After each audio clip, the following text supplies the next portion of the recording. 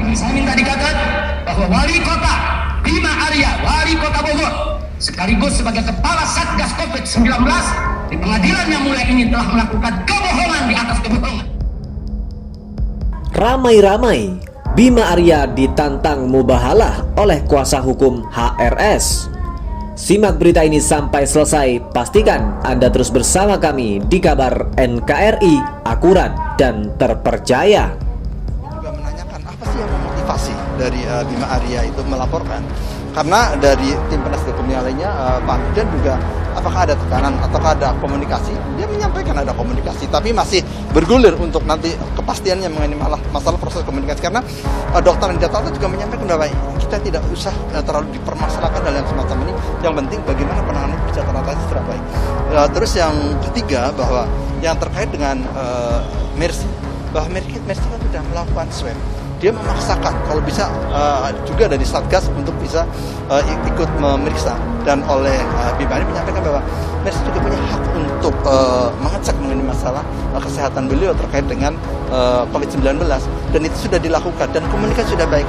Tapi kami menduga bahwa apa yang terjadi sekarang ini, menduga ya, ini perkara politis yang dipaksakan sehingga Habib Rizik sebagai pasien terpaksa harus dilaporkan, dan ini bentuk kriminalisasi terhadap pasien, terhadap rumah sakit, dan terhadap dokter. Dan menurut saya ini sangat tidak baik dan tidak positif untuk penegakan.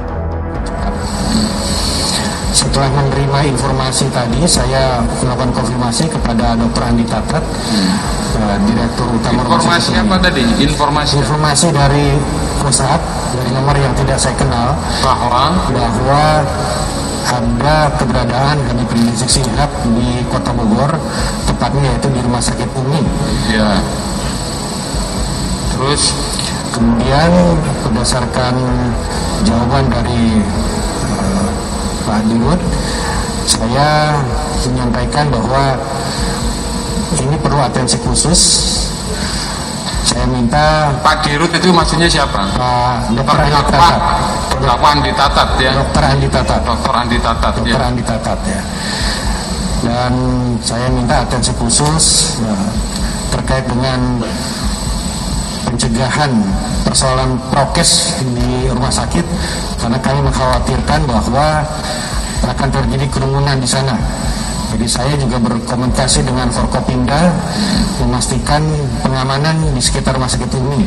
Kami mengkhawatirkan apabila keberadaan beliau diketahui, maka akan kemudian menimbulkan kerumunan karena terkait dengan kedatangan orang yang mungkin akan mendoakan atau menjenguk keberadaan Habib. Saksi palsu adalah orang yang bersaksi dengan berdusta. Kita bahas kemarin yamin rumus. Saksi palsu adalah orang yang bersumpah, bisa jadi orang yang bersumpah dusta. Dia tidak tahu bilang tahu. Adapun saksi palsu, tempatnya di neraka dan Allah tidak akan melihatnya nanti di akhirat. Dia menjadi saksi sesuatu yang dia tidak mengerti. Saksi buatan. Sebab indahnya dalam Islam kalau orang ingin mudda'i bil bayyinah. Al-bayyinatu liman idda'a. Al-mudda'i bil bayyinah. Kalau kita ingin mengakui sesuatu, harus kita punya saksi. Saksi dua orang laki-laki. Dua orang laki-laki menjadi saksi. Nah, saksi ini bisa dibuat. Orang itu hanya dibayar, kau jadi saksi saya. Termasuk dalam mahkamah sekarang bisa saja membuat saksi palsu. Bayar orang, kamu bilang begini-begini ya, kamu seolah menyaksikan saya begini-gini. Wah, ini saksi palsu. Itu adalah orang yang daftarkan neraka jahanam. Hakimnya, orangnya neraka semuanya. Akan tapi Anda jangan bersaksi kecuali memang yang Anda saksikan. Ini ada saksi palsu dibuat, yaitu dia tidak ngerti apa-apa, tak tahu menjadi saksi. Iya, neraka. Itu saksi palsu. Dan dalam dunia hukum ini bisa terjadi.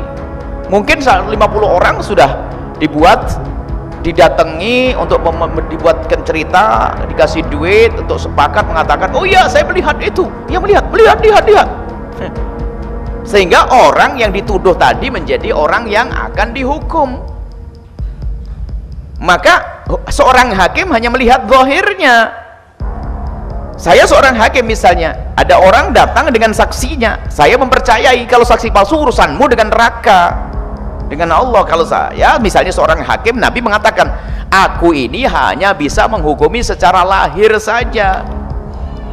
akan tapi urusanmu dengan Allah. Jadi kejujuran. Jadi mungkin sekali ada orang datang mengadukan tentang kejahatan si fulan.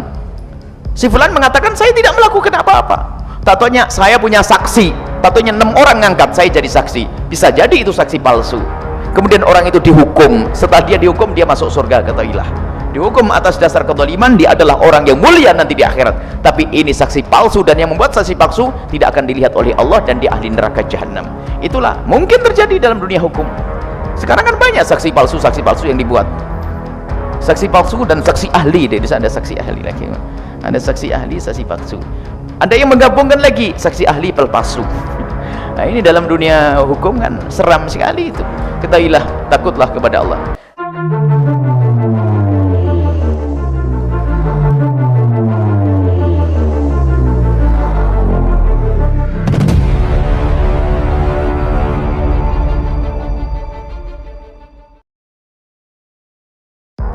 Minta Bima Arya jujur.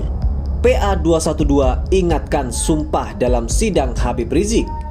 Tidak boleh ada yang disembunyikan.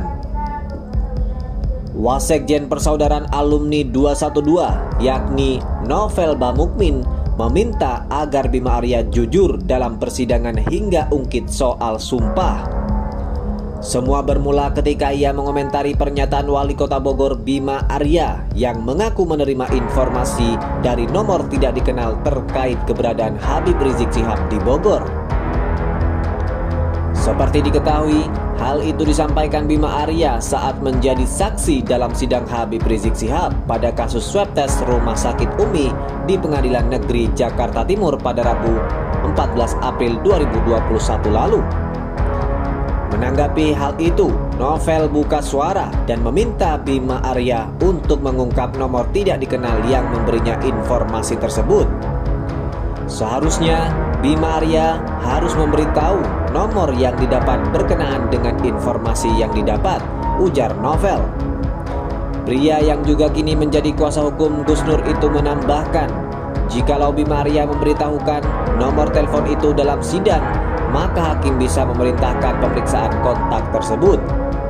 Majelis hakim bisa memerintahkan untuk membuka nomor kontak tersebut, sambungnya. Novel kemudian menegaskan kepada Bima Arya agar jangan sampai menyembunyikan fakta dalam persidangan. Ia juga mengingatkan bahwa semua saksi dalam persidangan sudah bersumpah sebelum memberikan keterangan, termasuk Bima Arya. Dalam persidangan tidak boleh ada yang disembunyikan karena sudah disumpah, kata Novel lagi. Sebelumnya, Wali Kota Bogor Bima Arya memang mengaku sempat menerima informasi dari nomor tidak dikenal terkait keberadaan Habib Rizik Syihab di Bogor. Awalnya, Majelis Hakim Hatwanto meminta Bima menjelaskan kronologi yang diketahuinya soal kasus yang menimpa Habib Rizik tersebut.